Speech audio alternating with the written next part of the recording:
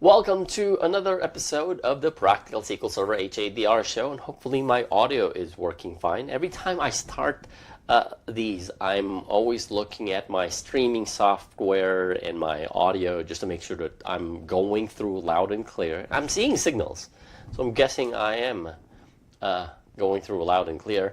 Welcome to another episode of the Practical SQL Server HADR show. My name is Edwin Sarmiento, and welcome if you're joining in for the very first time. Thank you for joining in. The purpose of this entire show is twofold. One, if you're a technology professional, meaning you fall under the job description of database administrator, systems administrator, sometimes infrastructure engineer, cloud engineer, VM admin sometimes, and you're responsible for taking care of, and sometimes not even taking care of, but from the start of the journey, meaning designing, implementing, up to care and feeding of SQL Server high availability and disaster recovery solutions. This is for you.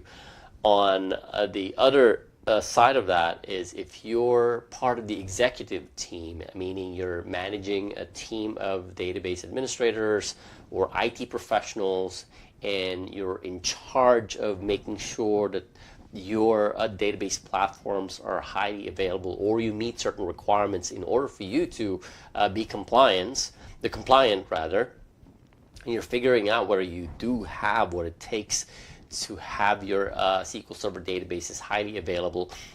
This is for you. If you've been joining us for, I don't know how long I've been doing this, thank you for your support. Thank you for watching these episodes. I'm constantly looking at how to improve and add more to these episodes and share my personal stories. I did mention with the twofold reasons. I share my personal experiences, lessons that I've learned, mistakes that I made so that you can avoid them, for when you're in the stage of designing, implementing, and or managing high availability solutions. So this is kind of like part 4. I did not intend to come up with a mini series, but based on the feedback that I got from people who watched the first episode of the series that I came up with, I ended up creating like a 4-part series, mini series, on the topic of the costs, a little bit of a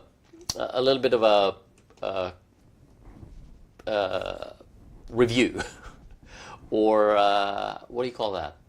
A little bit of backtracking and going back to what we've covered.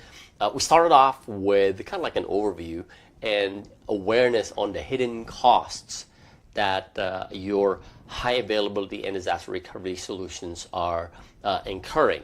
So kind of like the awareness piece, and then based on the feedback that I got from that episode, I created like 3 more based on those different hidden costs. So the episode after that was all about the people tax, how you can reduce the cost, and in that case I also changed the wording around the cost, rather how you can maximize the investments you're making in your human capital. And then the second part is about the consumption tax, or again changing the way of looking at high availability and disaster recovery costs. Instead of looking at it as cost, we look at it as an investment, and of course as investments you're looking at returns on those investments. So kind of like a quick recap of what we've covered so far. So for this episode, because we like 3, right? This is all about the invisible handshake tax, and I rewatched the recording of the very first episode, and I realized I didn't really describe and define the invisible handshake tax. So my bad. That's on me. What is the invisible handshake tax? Think of the invisible handshake as the informal agreement between two parties that are assumed as part of that agreement, right? Say for instance, you're going on a trip with your buddies. Somebody's saying, you take care of the food, I take care of the drinks.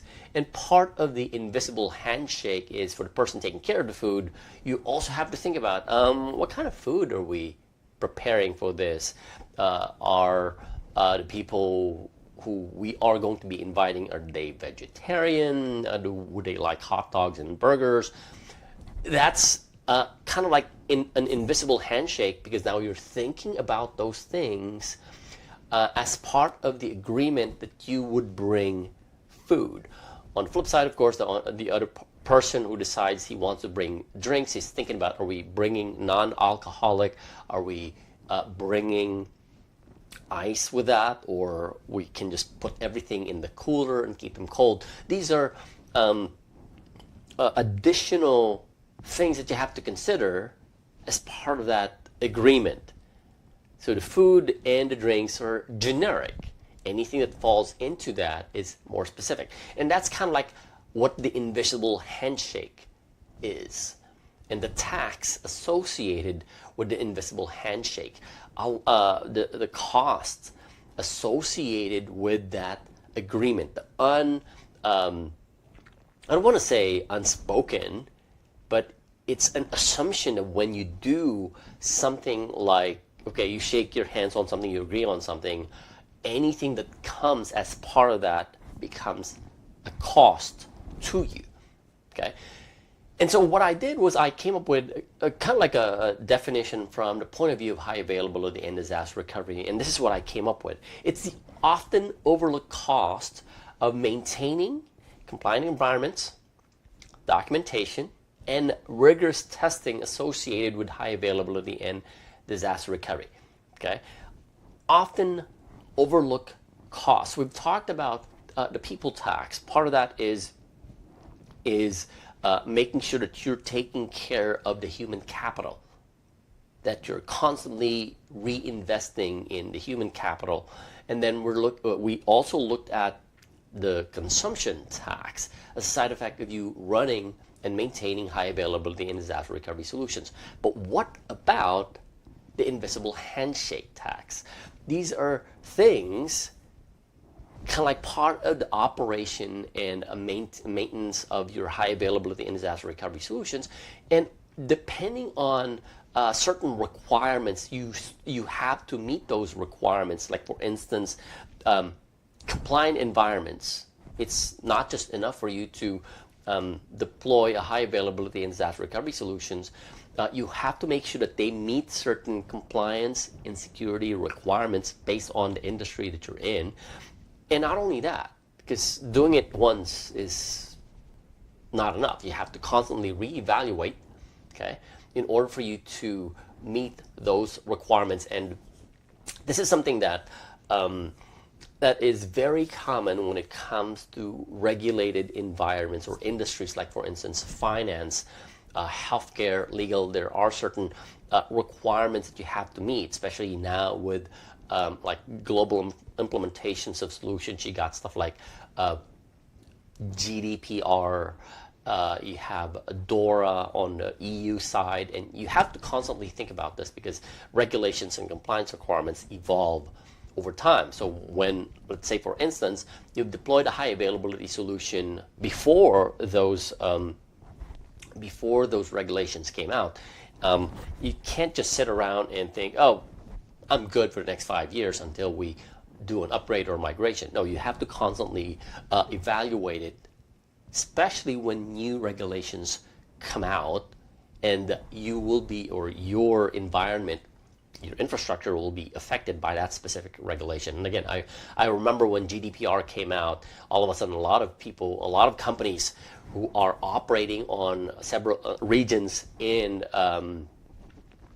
EU in general now have to comply with those requirements. And this is, again, if you're operating within a single region, let's say for instance North America, Canada, United States, or Mexico, and you're operating within a specific state, sometimes you don't really have to think about this, but then the moment that the business starts to grow, you are now looking at complying with certain regulations and requirements when you start having customers store data within your data platform that are now bound by their state or their country or their region's regulatory requirements. So again, when you're working in a small mom and pop shop or you have a small environment, it's fine. Okay, but when the business starts to grow, that is when you start thinking about this. Okay, I don't want to say it's easier, but when you work in an industry that is regulated and you have to meet compliance requirements, this comes as a side effect of you being in that industry. I remember when I was working as a data center engineer, and that was kind of like my very first exposure, which is a good thing. Okay, my first job as officially a database administrator was working for, we were the cloud. We were the data center provider for a financial company, and so we were coming in with that mindset of every data and every infrastructure we build has to meet certain regulations and certain compliance requirements. Okay, so these are part of what you have to think about when you're building a high availability and disaster recovery solution, and part of the invisible handshake attack. So what's the first one? Again, get your pen and paper ready. Make sure you're taking down notes. The first one is standardize for the 80%. Okay, standardize for the 80%. Why 80%? I learned this when I think I was in the university when I learned this. It's called the Pareto principle, the 80-20 rule, where when you observe what you do on a day-to-day basis, and this is a management principle as well, but it applies to just about anything, which is kind of surprising. 80% of what you do will be kind of common, and then only 20% will be, edge cases. I'll give you an example. Deploying SQL Server databases, for instance. Okay. More often than not, 80% of your deployment would look exactly the same, regardless of whether you're in a regulated industry or in an industry that follows certain compliance requirements. 80% of what you are going to be doing is kind of like standard. It looks exactly the same. The only thing that you would probably be doing is changing host names, changing IP addresses, but the way you would deploy it would look exactly the same. And that's why standardizing for the 80% makes sure that you are kind of uniform across the board. What are these? Well, for one, is infrastructure builds. Okay, infrastructure builds. When you're building an infrastructure, so say for instance, the sales department is asking for you to build like a CRM system, end to end, from the database to the middle tier to the web front end, everything. And you know for a fact that maybe this is the only CRM platform that you're going to be building. However, when you look at how you build your web servers or your database servers or your middle tier servers, they have like standards. So you may need like 2 database servers for high availability. You may need, or more, you may need 2 middle tier servers. So they have to look the same, okay, for that particular platform. And then when another department asks for you to build another platform, they may look exactly the same as how you configure the database servers for your CRM system, for the middle tier servers for your CRM system. And so you're simply copying all of those environments. And it's great when you have like a build guide where you have a documentation that outlines how you build everything from start to finish. Okay, the documentation, it's great, of course. It would be great if you have a written documentation. In most cases, somebody would build something and then they forget to document every step.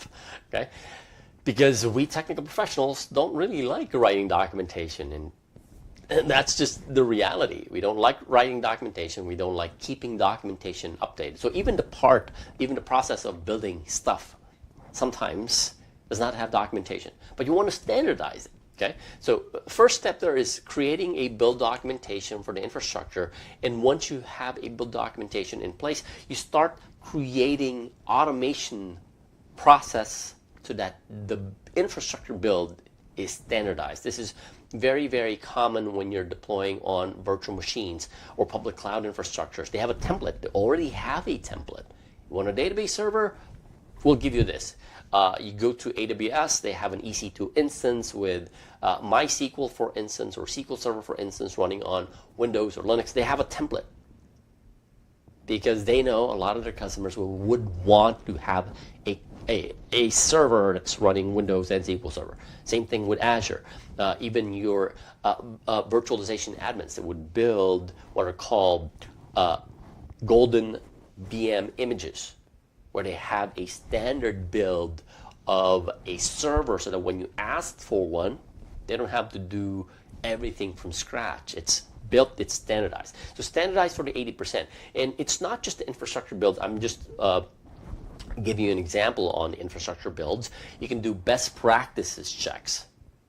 Of course, you also have to think about your internal best practices and not just vendor recommended best practices. And here's the thing though, I'm all about vendor recommended best practices, like Microsoft recommended best practices. But the way I look at it is I would take what is applicable to me and then come up with my internal best practices that apply to me.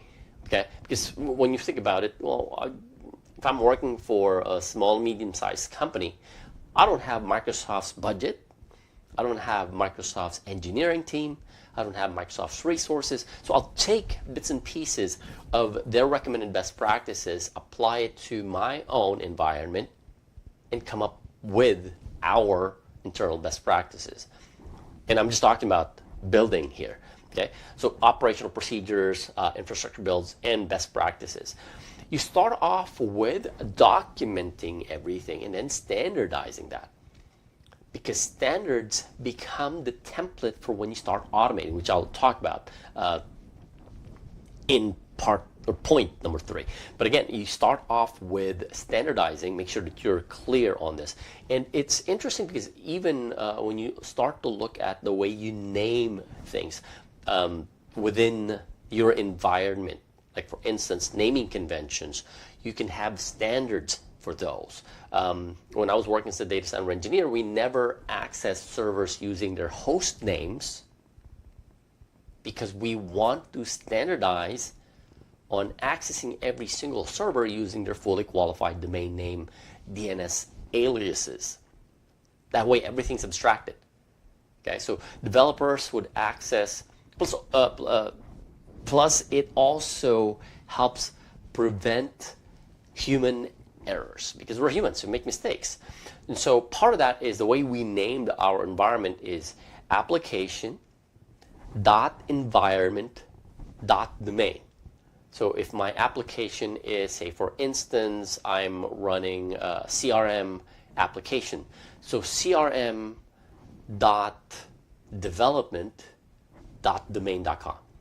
If I'm accessing my CRM in my production environment, crm.production.domain.com. If it's a CRM database, crm-db.production.domain.com. This prevents humans, other than the fact that we're standardizing on the way we access our environment, and also standardizing the way everybody connects to it. Everything's abstracted, so that when we decide we want to move this application from server 1 to server 2, we want to upgrade, we want to replace the hardware, everything's abstracted. Nobody even knows that we're actually doing work. So everything's abstracted. But the one thing I like about that naming convention as a standard is it prevents us, even administrators, even engineers, more so developers, from making mistakes and saying, oh, I accidentally deleted that table in production, because you have to explicitly type production in your connection string in SSMS or Visual Studio, you have to explicitly type the environment name to connect to it. So there is no excuse to say we forgot that we were connected to production. Also, part of that is also standardizing on how we do our network segmentation. Like there's different network subnets per connectivity, and everything's transparent and everything's abstracted. So that's the beauty of having standards. You know what to expect because this is a standard.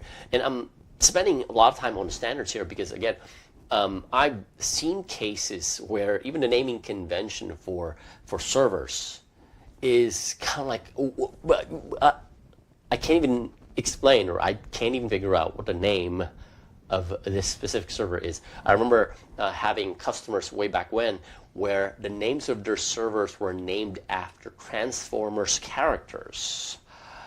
If their goal is security by obfuscation, I don't think that it works like that. Again, so even the way you name your servers, come up with standards. Okay? So standardize for the 80%, your infrastructure builds, best practices, operational procedures. That's the first one. Okay? The second one is design, implement, and manage with audit and compliance in mind. Okay? Design, implement, and manage with audit and compliance in mind. Now, this is a little bit tricky, like I said, if you're not in an industry where you are required to comply with certain audit, security, or compliance requirements. There is no thing, and so it's basically like the Wild West. You do whatever you want. Okay, there's no standards, and you do whatever you want. So it's kind of difficult to assume because you don't really know what's needed. Okay, and I was just lucky when I was starting out as a database administrator that I was working for again, we were the cloud, and I was working for a company where we follow specific finance, security, audit, and compliance regulations. That everything we do, the moment that I started on day one, this is exactly what's required of us. So even the way we log into servers, even on Windows, we don't use root. I know there's no concept of root in Windows other than the local administrator account. But again, we don't log in using the root account in Windows. We create a specific account for us. And when we need to perform administrative tasks, we log in using another administrative account, not necessarily the local administrator account, because we want to keep track of all the activities happening. We want to be audited. We want to be responsible for what we're doing. And again, that's just a byproduct of working in an industry where you are highly regulated. You will be audited. Okay. So how do you address this? Well, you pretend. Kind of hard, right? You pretend that you need to comply with auditing and compliance requirements. Again, it's easier said than done. You're lucky if you work for a company where you fall under a specific industry that has compliance, security, and audit requirements. Okay, so say for instance, I've worked with customers that are, they're startup, they're trying to capture market share, and they don't know exactly the kind of data that they are going to collect because they're in the initial phase. That is a challenge because part of that is also when the company starts growing, now you have to start considering all of these compliance and security and audit requirements that you never thought of when you were starting out. So imagine being the data engineer or the data architect, and you're building the database, you're building the schema, and now all of a sudden you have to think about, hey, wait a second. Now we have data, and now we have to meet these security and compliance requirements. How do we deal with that? Okay. Highly recommend that you start going through finance and healthcare requirements, even if you don't work in the finance and healthcare industry. It's just a way for you to start conditioning yourself to think about what are the different compliance requirements? What are the different audit requirements that I have to meet if, for example, I work in healthcare or I work in finance? That way you get conditioned to start thinking about, how do I access my data? Do I use SA? And that's also one of the reasons why I push back on some implementations of vendors where they're clearly violating some of the audit and compliance requirements for specific or some industries. Again, you have to be aware of some of these compliance and audit and security requirements. But again, it's hard if you're not in that industry. So the best thing to do is pretend that you need to comply with audit and compliance requirements. Start with finance and healthcare, because those are highly regulated industries. Even transportation sometimes is highly regulated, and you can't even change anything unless, of course, whatever you do follows certain regulation that you have to meet. So design, implement, and manage with audit and compliance in mind. And when it comes to high availability and disaster recovery solutions, for finance and healthcare, it's mandatory that you have high availability and disaster recovery. Okay? If you're applying for certain credentials for the company, there is a specific requirement to make sure that your database or anything in general, your entire IT infrastructure has high availability and disaster recovery in place. Okay? Because you will not be able to pass certain compliance requirements if you don't have high availability and or disaster recovery in place. That's why HA and DR is huge in the finance and healthcare industry, because it is a requirement. Okay? Although there are some businesses that do not have high availability and disaster recovery solutions yet. And this is where I mentioned earlier that when you're in the startup phase, you're still trying to figure out how do we capture market share? And because you're only starting to capture market share, you're not quite sure where the customers will be coming from. Once you start collecting that information, you're now responsible for making sure that you're meeting compliance and audit requirements as far as keeping those information are concerned. We were constantly, when I was working as a data center engineer, we were constantly re-evaluating our environment, other than the fact that we designed our infrastructure, our databases, everything following, in our case, financial industries, regulatory and compliance requirements, but we have to constantly evaluate that, sometimes every year, sometimes depending on what the industry demands, because there will be new regulations and there will be new rules that are introduced, which leads me to point number 3. The third one is to implement smart automation, because if the law requires or compliance requirements would require you to do this on a regular basis. Like in our case, we have to do DR failover tests every quarter. Every quarter. Part of that is failing over our production data center to the DR data center and testing it to make sure that it is accessible in case we need to invoke DR. And you cannot do that when you're dealing with like 500 plus servers every 3 months. You have to implement smart automation. This ties back to what I talked about in, I believe, part 2, when addressing the people tax. You have to come up with ways on how to improve processes so you can translate those processes into automated processes. Because like I said, if an auditor comes in and you have to maintain all of these things as part of you having high availability and disaster recovery solutions, now you have to keep your documentation up to date. But wait a second, are we talking about the build documentation? You have to keep that up to date. Okay, and how long does it take to write documentation?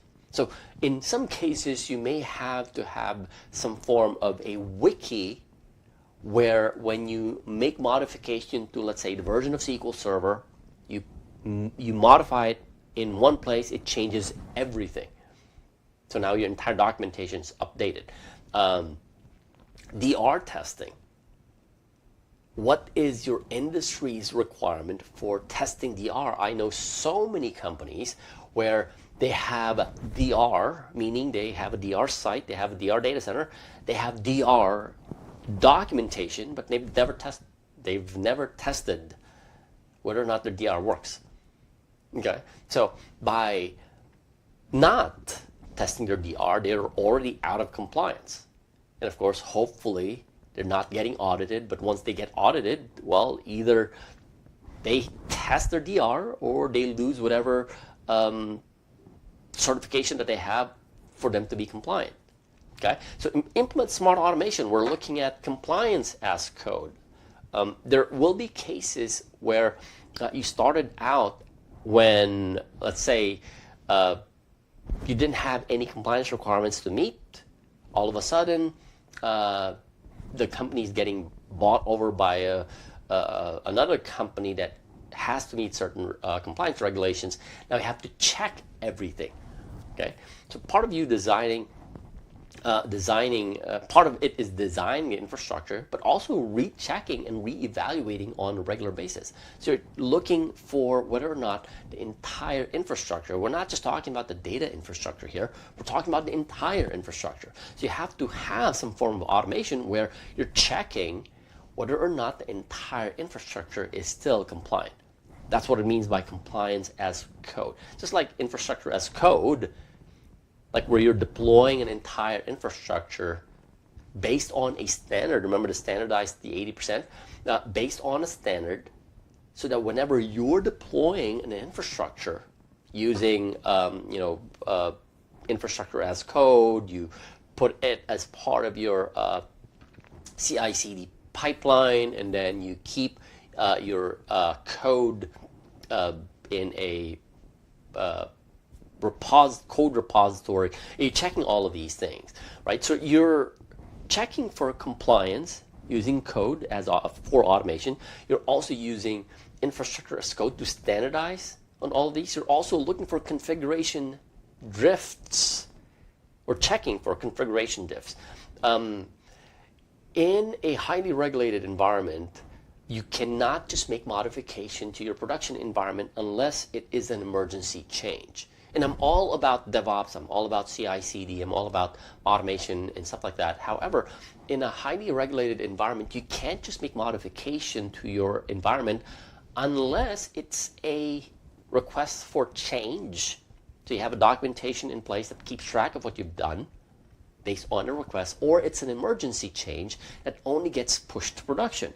Now, when that happens, and when something is changed in production, there might be some changes that causes your infrastructure to no longer be in compliance. Meaning, you have a certain best practices, or what is normally referred to as a desired state. Right? You have a desired state configuration, but because of that emergency change, you may no longer be in your desired state. So you have to constantly check for configuration drifts. An example that I normally use in this case is we have an availability group, we have primary and secondary. The secondary all of a sudden becomes unavailable, so we now have to fix that. But then as we're fixing it, the primary goes down. Now we have to build everything from scratch, but we have to build it fast. But then we're missing a few configuration settings because the goal was to bring the infrastructure up as quickly as you possibly can. Okay, so part of that is making sure that you are constantly doing this on a regular basis. Best practices check. Okay, just because you've deployed your database infrastructure and you've followed your internal best practices and you've checked the boxes as far as meeting compliance and audit requirements, doesn't mean that you're just going to sit there and like pretend that nothing's going to happen. No, you have to do this on a regular basis. Okay, license auditing. Okay, sometimes somebody would install something and you're not sure whether or not that specific instance or that specific server is covered under your existing set of licenses. And even DR testing. Okay, automate as much as you possibly can, because this is something that you have to constantly do. And I remember mentioning in, I think this was in the second episode, when I highlighted how you address the people tax. We spent, as a team working for a data center company, we spend more time whiteboarding on pen and paper, improving our processes, because this is what we translate into automation. And this is also what allowed us to meet regulatory requirements to do quarterly DR tests. Okay, imagine again failing over an entire data center from one country to another country to test DR. We can do it because that made me start thinking about Dora the Explorer. That made it possible for us to do it because, based on what we've outlined in our processes, we've translated that into an automations framework. So all we do on a weekend where we have to do DR testing is just run a bunch of scripts. That's it. At most, we're spending like 2.5, 3 hours. We've streamlined the process. It used to take us about 6 hours, but we constantly improve the process to a point where even though we're adding servers and networking devices on all of the resources, we've cut down on the hours that we spend doing DR testing. And then we will document at the end of the DR exercise. We will document what went well, what we need to address. Oh, we have to update documentation. And then once that's done, we go back to improving our processes and addressing what else needs to be done, like the gaps that we've figured out. In fact, the one DR exercise that we did is when we figured out that the network was the single point of failure, because everybody was doing their DR failover test, but the network guy was sitting there, and he all of a sudden he said, "How come you guys are all working and I'm not? Let's pretend that we're shutting down the network devices." And he did, and that's where we found out that there were some gaps in our DR exercises, because we were failing over everything but not the network. Right? So you have to implement smart automation from, again, compliance as code, and these are just examples: infrastructure as code, configuration drift checks, best practices checks, especially DR testing. Okay, especially DR testing. Okay, and this is again critical, because you do not want to be in a position where you only find out that your DR doesn't work in a real DR situation. So make sure that you are doing all of these things. So quick recap though, standardize for the 80%. Okay, the 80-20 rule, 20% will be for the edge cases. And then you design, implement, and manage with audit and compliance in mind, meaning you assume that the infrastructure that you are working with, the servers, the devices and all, you're working in an industry that requires you to comply with audit and compliance requirements. And then implement smart automation so you don't have to do this manually, because again, it will require a lot of work, like checking, making sure that everything is done properly. It requires a lot of work. But you can't just implement smart automation if you do not define your processes. Okay, you start with processes. So that wraps up the 4-part series, mini series on the hidden high availability and disaster recovery costs. I highly recommend that you go back to some of the previous episodes, starting from identifying what those different hidden costs are, and then addressing every single one of those hidden costs, from the people tax to the consumption tax and the invisible handshake tax, this episode, and reevaluate your environment reevaluate your processes and making sure that you are taking advantage of reducing those costs and also being compliant when it comes to both high availability and disaster recovery requirements. Again, the last thing you want is to realize that your DR doesn't work because you're in a real disaster.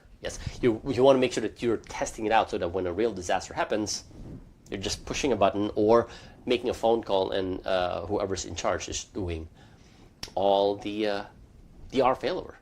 All right, that is about it for this episode of the Practical SQL Server HADR show. And again, really appreciate the comments and the feedback regarding this. I would not have come up with this mini series if it were not for your comments and your feedback about how to dive deep into every single one of them. Tune in again next week. I'm probably going to think of another topic. I don't know yet. I don't know yet. I'm just looking at some of the projects that I've worked with in the past, some of the projects that I'm currently working on, and looking at some of the challenges that my customers are facing, and then translating them into some of these episodes where I share insights, lessons, and sometimes blunders. I still make mistakes. I'm human. That my customers are making as part of the journey of implementing high availability and disaster recovery solutions, and sometimes even in the management aspect. Tune in again for the next episode. And if you do need help with anything high availability and or disaster recovery when it comes to Microsoft Data Platform Solutions, reach out. Use that link on the screen. Schedule a strategy session and pick a time that works for you. This would lead you to my calendar page with available time slots. You can pick a time that works for you, and we'll get on a call to achieve two things. One, we'll get clear on the challenges that you have when it comes to your high availability and or disaster recovery solutions, or maybe you don't have one yet and you're in the design phase. You're not sure how to proceed. We're going to get clear on that. And the second part of that is coming up with a step-by-step strategy on how to address those challenges. So use that link on the screen, schedule a strategy session, and I look forward to speaking to you and helping you in any way I can. All right? Enjoy the rest of your, I want to say weekend. Normally I start my weekend on a Thursday, but enjoy the rest of your week, and I'll see you again on the next episode.